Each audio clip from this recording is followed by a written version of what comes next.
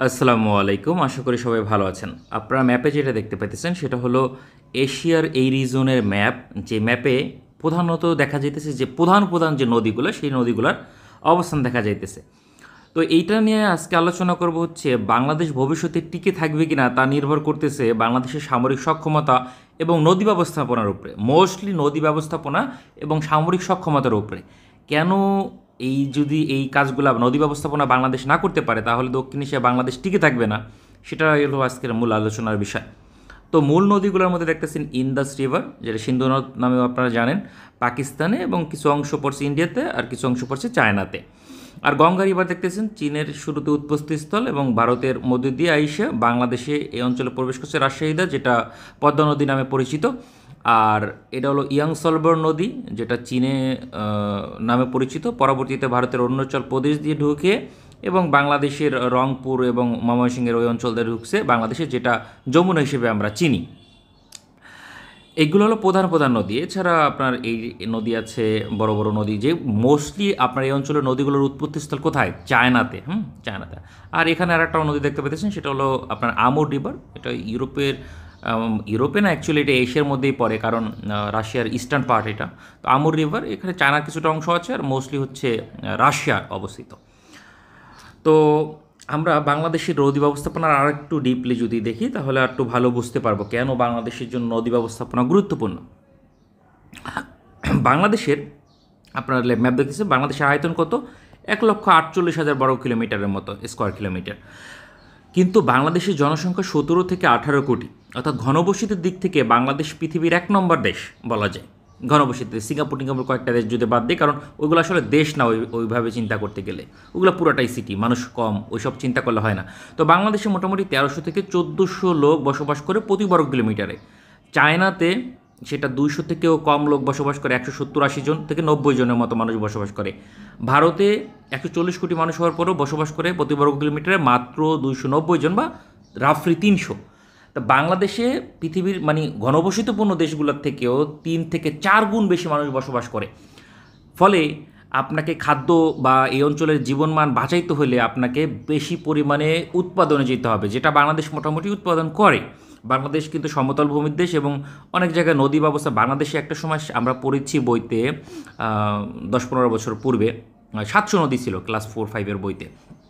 তো এখন 700 নদীর মধ্যে আপনি যদি সার্ভে করেন, ম্যাক্সিমাম 200 নদী বাইচে আছে, তাও মানে মরার অবস্থায় বাইচে আছে। ভালোভাবে বাইচে আছে 30 থেকে 40টা নদী। এটাও বাস্তবতা। আমাদের একটা নদীমাতৃক অঞ্চলে আমি বসবাস করি, সেই অঞ্চলে খাল এবং নদীর সাথে এমনভাবে সুন্দরভাবে বেষ্টিত ছিল একটা অবস্থা, সেখানে প্রধান প্রধান যে নদীগুলো, সেই নদীগুলোও আপনার মারা যাওয়ার অবস্থায়। আড়িয়াল খাঁর মতো নদী, যে আমাদের থেকে 1-1.5 কিলোমিটার দূরে, সেই নদীও এখন মরার মতো অবস্থা তৈরি হয়ে গেছে, একদম শুকায়া কাঠ হয়ে গেছে বলা যায়। সেখানে নদী এখনও মোটামুটি চলতেছে, ড্রেজিং করলে হয়তো এখনও সেটা ভালোভাবে চলবে। এছাড়া আরও কয়েকটা নদী আছে যেগুলো একদম শুকাই গেছে, মানে যেগুলোর আর কোনো কাজ নেই। আর খাল যেগুলো ছিল আগে, জোয়ার বসতো খালে, সেগুলো এখন খাল নাই। তো বাংলাদেশের পরিস্থিতি আসলে অতটা ভালো অবস্থানে এখন আর নাই। তো যেটা দেখতে পাচ্ছেন, এই গঙ্গার নদী এখান দিয়ে প্রবাহিত হয়েছে। এটা হলো যমুনা, যেটা ভারতের ব্রহ্মপুত্র নদী এখান দিয়ে আইছে। এবং এটা মেঘনা, এটা হলো আপনার মেনলি ভারতের এই যে এখানে মণিপুর, মিজোরাম এবং ত্রিপুরার কিছু অংশ পাইছে, বা আসামের অংশ পাইছে। ত্রিপুরা পায় না অ্যাকচুয়ালি, এটা আসামে পাইছে কিছু অংশ। তারপরে সেটা সিলেট দা প্রবেশ করে বাংলাদেশে প্রবেশ করছে, এবং সব নদীগুলোর পথস্থল দেখেন এইটা মেঘনা। তো তাহলে বোঝা যাইতেছে বাংলাদেশ নদীর উপরই আসলে বেঁচে থাকতে হবে, এবং নদী ছাড়া বাংলাদেশ বাঁচতে পারবে না, এবং পানি ব্যবস্থাপনা ছাড়া বাংলাদেশ বাঁচতে পারবে না। কিন্তু সেখানে বাংলাদেশকে মারার মতো অবস্থা তৈরি করে ফেলতেছে ভারত, এবং আরও কিছু দায় অন্যদেরও আছে, সেটা নিয়ে আমরা আলোচনা করব। দেখেন, বাংলাদেশে এখন আর পানি পায় না। এই তিস্তা যে নদী, যেটা চীনের কিছু অংশ পাইছে, যেটা পুরোটা দেখায় নাই, মেনলি ভারতের সিকিম থেকে আসে, সিকিম দিয়ে প্রবেশ করছে রংপুর দিয়ে। দেখেন, এই নদী কিন্তু এখন মরুভূমি, এই তিস্তা নদী কিন্তু এখন মরুভূমি, কোনো পানি নেই। এই যে এই পোষণটায় কোনো পানি আসলে আসে না বর্ষাকাল ছাড়া, একদম মৃত হয়ে গেছে। কারণ ভারত এখানে বাদ দিছে, তিস্তা ব্যারেজ দিয়ে একদম পুরো কন্ট্রোল করে পুরা পানি, আমাদের পানি দেয় না। আর বর্ষা মৌসুম হলে ছাইড়ে দেয়, আর গ্রীষ্মে একদম আটকায় রাখে। সেইমভাবে দেখেন, এই যে আপনার ভারতের যমুনা নদী বা গঙ্গা নদী এইগুলো সব মিলে আসলে গঙ্গায় মিলছে। তো এই সব নদীর একটা অবস্থান আইছে এই যে রাজশাহীতে প্রবেশ করছে পদ্মা নদী হিসাবে, ঠিক আছে। তো এইখানেও ভারত ফারাক্কা ব্যারেজ দিছে এবং ব্যারেজের পাটগুলো পাটনা ভারতের পাটনা হইতেছে আপনার বিহার রাজ্যের একটা অঞ্চল, সেই রাজধানী বলা যায় পাটনায়। এই অঞ্চল কিন্তু একসময় বাঙালিদের মানে বাংলার বৃহত্তর বাংলার অংশ ছিল ভারতের বিহার।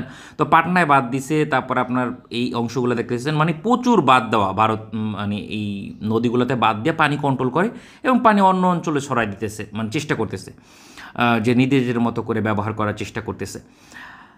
আর এই যে দেখতেছেন ভারতের গুয়াহাটি, এটা হলো আসামে, সেখানেও আপনার এই যে ব্রহ্মপুত্র নদীর উপর একটা ব্যারেজ দিছে এবং সবচেয়ে বড় কথা হইতেছে চায়না এই অঞ্চলে পৃথিবীর সবচেয়ে বড় ড্যাম দিতেছে। এই একদম এই বরাবর। তো পৃথিবীর সবচেয়ে বড় ড্যাম দিচ্ছে 137 বিলিয়ন কস্ট। পৃথিবীর বর্তমানে সবচেয়ে বেশি কস্টলি ব্যারেজ হচ্ছে চীনের বর্তমানে থ্রি গর্জিয়াস ড্যাম, যেটা পৃথিবীর সবচেয়ে বড় ড্যাম। সেটার কস্ট হয়েছিল $34 বিলিয়ন। তো $34 বিলিয়ন যদি হয়, তো এটা বর্তমানে ইনফ্লেশন হিসাব করলে মোটামুটি ওই 60 বিলিয়নের মতো, 50 থেকে 60 বিলিয়ন হবে। সেখানে $137 বিলিয়ন মানে ব্যয় করে এটা মানে তৈরি করবে। তো বুঝতে পারতেছেন কতটা মানে গর্জিয়াস হবে ওটার তুলনায়। তো সেখানে আরও একটা কারণ আছে, এটা অনেকটা আইসোলেটেড প্লেস, যেখানে অনেক দুর্গম, সেক্ষেত্রে এই কারণে কষ্ট আরও বাড়তে পারে, এই সব বিষয় আছে আর কি। তো এই অঞ্চলে বাদ দিলে পুরা ব্রহ্মপুত্র নদীতে ঝামেলা দেখা দিবে, মানে ওরকম পানি থাকবে না, কারণ এই নদী এত দূর পর্যন্ত আসে। পরবর্তীতে ভারত কি করছে, এটার পাল্টা পদক্ষেপ হিসেবে ওরাও কি করতেছে, অরুণাচল প্রদেশে এখানে বিশাল বাঁধ দেওয়ার প্ল্যান করতেছে। বিশাল বাঁধ অলরেডি কার্যক্রম বলা যায় কিছুটা শুরু হয়ে গেছে এবং সেটা 11,000 মেগাওয়াটের মতো বিদ্যুৎ সরবরাহ করবে এই অঞ্চলে। মানে দক্ষিণ এশিয়াতে পাকিস্তান হলো বর্তমানে সবচেয়ে বড় ড্যাম দিতেছে, ডাইমার বাসা ব্যাদ বা মোহাম্মদ ড্যাম, এইরকম আরও কয়েকটা ড্যাম আছে। তো রাইমার বাসা ড্যামে আপনার 4,500 মেগাওয়াটের মতো বিদ্যুৎ উৎপাদন হবে।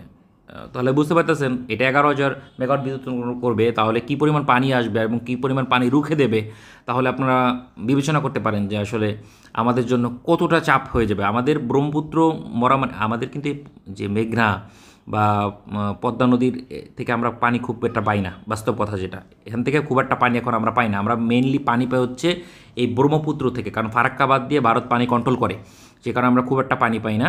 তো ব্রহ্মপুত্র থেকে পানি যদি আমরা কম পাওয়া শুরু করি, তাহলে আমাদের এই যে শাখা নদী আরও বেশ কিছু আছে সেগুলো কিন্তু মরতে শুরু করবে, অলরেডি মরা শুরু করছে। আর আমাদের এই অঞ্চলে আমাদের পক্ষে টিকে থাকা সম্ভব না, কারণ 1300 করে মানুষ বসবাস করে প্রতি বর্গ কিলোমিটারে, তাহলে আমাদের উৎপাদন বন্ধ হয়ে যাবে। অলরেডি দেখেন আমাদের নদী নালা সব মরা শুরু করছে, যে কারণে ফসল উৎপাদনের উপর প্রভাব পড়তেছে। আগের মতো ফসল হয় না কিছু ক্ষেত্রে, আবার কিছু ক্ষেত্রে যদিও হয় অতিরিক্ত সার আমরা ইউজ করতেছি, জমির ফুল পোটেনশিয়াল ইউজ করতেছি, যেটা আসলে ন্যায্য না। জমি আসলে নষ্ট করে ফেলাইতেছি, ভবিষ্যতের পোটেনশিয়াল নষ্ট করে ফেলাইতেছি, যে কারণে আপাতত উৎপাদন হলেও ভবিষ্যতে কিন্তু হবে না। এছাড়াও গ্রাউন্ড ওয়াটার যেগুলো আমরা ইউজ করি, সেইগুলো অতিরিক্ত মাত্রায় ইউজ করার কারণে এখন পানি কিন্তু অনেক নিচে চলে গেছে, যেগুলো ফসলের জন্য আমাদের জন্য ভালো না। তো এখন এইটার আমাদের ব্যবস্থাপনার মধ্যে আনতে হবে।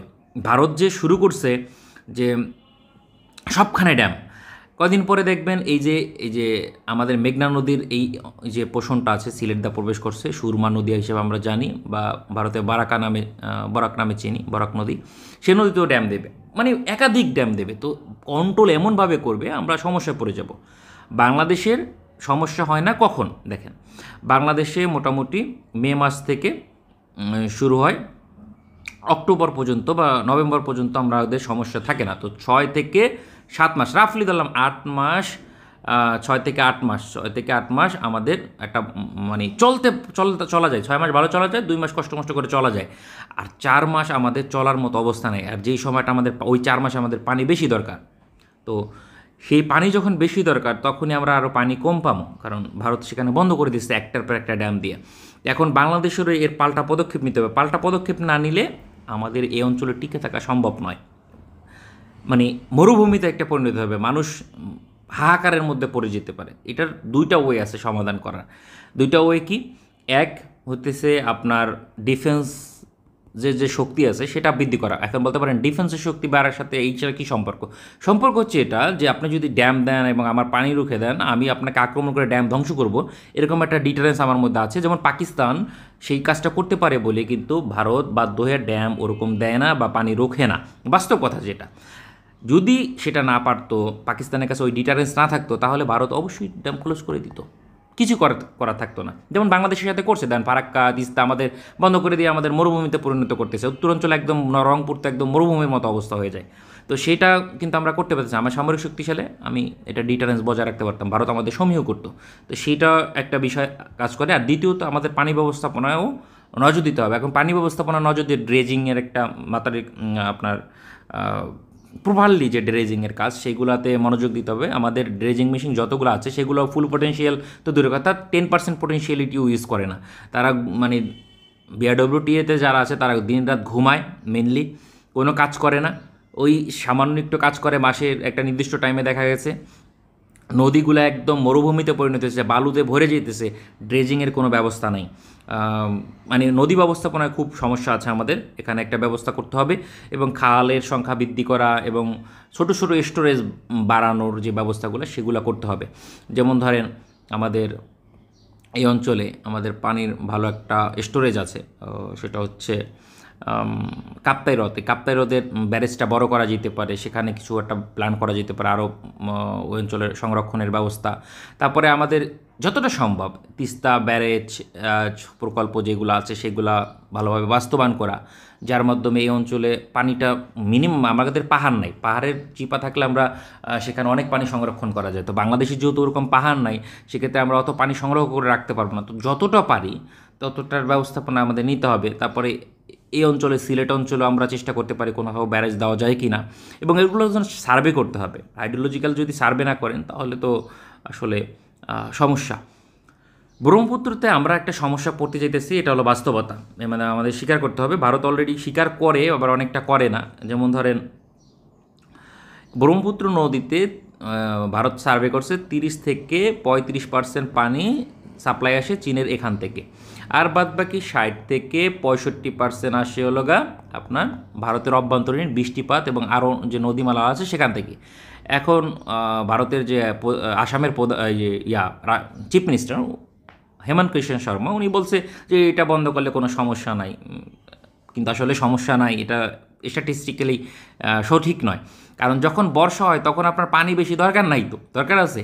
তখন যদি আপনার পানি এই অঞ্চলে বর্ষার কারণে পানি এখানে বাড়ে, তো সেটা যদি 60 থেকে 65% কন্ট্রিবিউশনও হয়, সেটাতে খুব একটা গুরুত্বপূর্ণ না, কারণ তখন তো আপনার পানি অতটা লাগতেছে না, পানি লাগতেছে শুকনো মৌসুমে, আর সেটার মেইনলি সরবরাহ করে ওগুলো চায় না, কনস্ট্যান্ট ফ্লোটা আসে ওখান থেকে। তো গুরুত্বর দিক থেকে আসলে চায়না 50%-এর উপরে পানি সরবরাহ করে এই অঞ্চলে। আর যদি আপনি আরও দেখেন যে এই ব্রহ্মপুত্র নদীতে কিন্তু আরও অনেক নদী থেকে পানি আসে, চীনের এই ছোটো নদী থেকে পানি আসে, এই নদী থেকে পানি আসে, এই নদী থেকে পানি আসে, এই নদী থেকে পানি আসে, তাহলে আরও 3-4টা নদী থেকে পানি আসে। সেগুলোতেও যদি ড্যাম দেয় তাহলে দেখা গেছে ভারতের 70% পানি আসলে বন্ধ হয়ে যেতেছে। 70% একটা সিগনিফিক্যান্ট অ্যামাউন্ট, এবং এটা আরও বেশি হবে কখন আপনার যদি এই অঞ্চল থেকে বন্ধ করে দেয়, তাহলে এই অঞ্চলের যে জীববৈচিত্র্য এবং যে প্যাটার্ন, ওয়েদার প্যাটার্ন, সেটা অনেকটা চেঞ্জ হবে। যেমন বৃষ্টিপাতের যে মৌসুমটা আপনার ম্যাঘ হওয়ার যে বিষয়টা, এই অঞ্চলে ম্যাঘ হয়, সেটা কমে যাবে, সেটাও অন্যদিকে ওই দিকে ডাইভার্ট হবে ড্যাম দিলে। তখন কিন্তু আপনার এই অঞ্চলে বৃষ্টিপাতও কমে যাবে, তখন পানির কন্ট্রিবিউশনও কমে যাবে, এই বিষয়টাও মাথায় রাখতে হবে। এর পাশাপাশি যে গ্রাউন্ড ওয়াটার আছে সেটাকেও কমতে থাকবে আস্তে আস্তে আস্তে আস্তে, কারণ পানির ফ্লো যদি কমে যায় তাহলে গ্রাউন্ড ওয়াটার অর্থাৎ মাটির অনেক গভীরে চলে যাবে পানি বিভিন্ন অঞ্চলে, যেটা বায়োডাইভার্সিটির ক্ষেত্রে এই অঞ্চলে সমস্যা। তো ইন্ডিয়া যেমন চাপে পড়বে, বাংলাদেশ আরও চাপে পড়বে, কারণ ইন্ডিয়া সেখানে আরও কন্ট্রোল করবে, চেইন কন্ট্রোল করলে। তো এই অঞ্চলে একটা বেঁচে থাকার জন্য আমাদের মিনিমাম একটা ভালো ডিটারেন্স দরকার, সামরিক সক্ষমতা দরকার। অ্যাট দ্য সেম টাইম আমাদের নদী ব্যবস্থাপনা এখানে মানে একটা ভালো টিম দরকার, যারা নদী ব্যবস্থাপনায় খুব ভালোভাবে কাজ করবে। এক্ষেত্রে আমাদের বুয়েটে বা আরও কয়েকটি ইউনিভার্সিটি আছে যারা ওয়াটার ম্যানেজমেন্ট নিয়ে ইঞ্জিনিয়ারিং পড়তেছে, সেক্ষেত্রে তাদেরকে আরও ভালোভাবে আপনার এই ক্ষেত্রে ইনভলভ করে আমার মনে হয় ভালো একটা কাজ করা যেতে পারে। আদারওয়াইজ আমরা এই অঞ্চলে ঠিক থাকবো না, কারণ আমাদের ভূখণ্ড ছোট, জনসংখ্যা অতিরিক্ত, খাবারের একটা সংকট আছে, সব মিলে আমাদেরকে বাঁচতে হলে আসলে নদী ব্যবস্থাপনার উপরেই বাঁচতে হবে, অন্যথায় বাঁচার কোনো ওয়ে নেই।